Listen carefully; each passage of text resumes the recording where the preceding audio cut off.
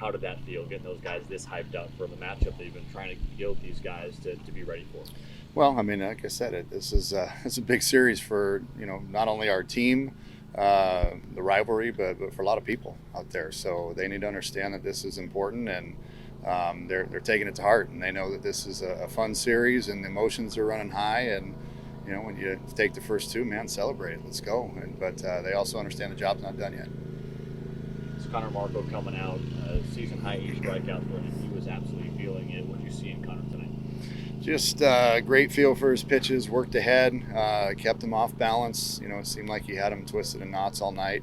He and Sammy were on the same page calling pitches today, and it just, man, what a gem of a performance from him, and it was what we needed, really. And then to only have to use 2 pitchers again tonight, and just the way Schieffer came in and threw the ball was outstanding. So, yeah, very excited for both those guys. It's the first shutout up against Arizona in 10 seasons, April 26th of 2014. It's been a long while since you guys shut this team down in this kind of way. What do you feel that means for this staff that's still new and kind of still growing? Well, I think it's a tribute to the way they are growing, and the way we're starting to hopefully take shape and start to learn who's capable of doing what, and to see that we're we can do those type of things. I'm not suggesting we're going to shut everybody out, but we're better than what we've shown early in the year, and we're starting to hopefully take form, and guys are starting to settle into roles a little bit more, and starting to trust their stuff. So all that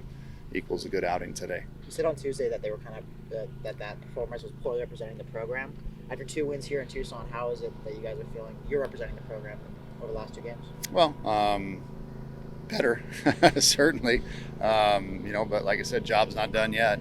We get a W tomorrow. We'll be feeling a lot better about ourselves. But it's one of those things that the expectations to come out and play hard every day are there. And whether it's New Mexico or U of A, you got to come up ready to play. And that to me is what representing the program is. 2 nights, and you only use 4 pitchers. How does that make your Sammy's job easier with so many back in bullpen outfits for the moment? Well, I think that's we haven't used our matchup guys yet. We've haven't used Carlone yet. We haven't used Halvey yet. Matty T, haven't used Gibby. I mean, we got plenty of bullets down there, so that's reassuring going into Sunday when it hasn't been the case, the past few Sundays. So we're excited about it. We like where we're at, and we'll give the ball to Adam Behrens tomorrow, and hopefully give us another good start, and then we'll piece it together from there. Offensively, 11 different base hits. You did a lot of different ways to bring home runs today. What do you feel was the adjustment to get the barrels going again? Well, I thought we swung the bats well last night too. We just didn't, a lot of hit 'em Adams last night. Today we were able to find some holes, but still weren't able to really put that final knockout punch in there. We left a lot of guys on base and in scoring position, and that's something that we got to try to come through in those situations a little bit better. We were able to manufacture some runs, but we had a lot more base runners tonight that we would like to push across in a perfect world. So we'll work in progress. We'll continue grinding. Your last 2 wins have been 2 low-scoring, gritty games. You guys haven't really shown it so far this season. How is it that you know that you can win these 3-2, low-scoring ball games?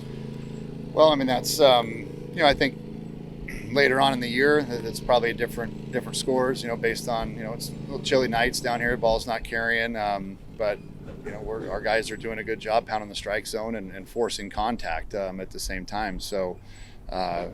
We're going to take it. I know our pitching staff at times has gotten, drubbed and raked over the coals a little bit. So we're going to enjoy this one. These last couple, the arms have been great, and pitching to a kind of a ballpark where the normal ball flight, right now, as opposed to pop-ups that are blowing out of the park every 2 minutes. But we'll take it. I'm happy for the guys and happy they're getting confident, and we'll keep the train rolling. Defensively, the outfield looked really, really good today. Harris Williams, a couple of great plays in left. Isaiah Jackson got some balls a lot of the guys are going to get to, and if you're playing a diving play out there in right field, how confident can you be with those 3 guys in the outfield, knowing they're going to make plays every single night? Well, we have 3 center fielders, out there, and a 4th one on the bench in Kian Vu that can run it down out there as well. So that's the goal. When you're playing at ASU, is to have 3 guys out there that can cover a ton of ground, and and cover every blade of grass if we can. So Nick's play, that's a ESPN highlight reel play.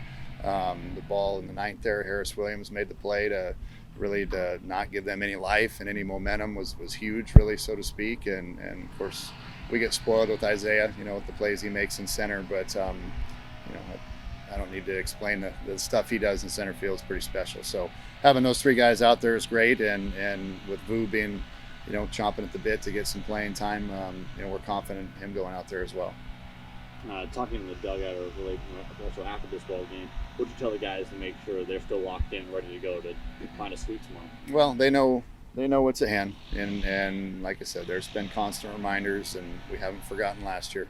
We know what happened last year, and we swept them in conference last year, and apparently that wasn't enough. So we'll have to try and sweep them again, and then beat them in the midweek later on in the year would be nice. So anyhow, but first things first, we got to come ready to play tomorrow, and they understand that. What do you hope to see from Adam? Just attack the zone, keep him off balance, throw strikes, and give us a good solid start. He's capable of. So if Meyer's not starting tomorrow, what's the plan for him? Maybe go against Cal next week? We'll see. If we have to use him tomorrow, we'll use him tomorrow. If not, then we'll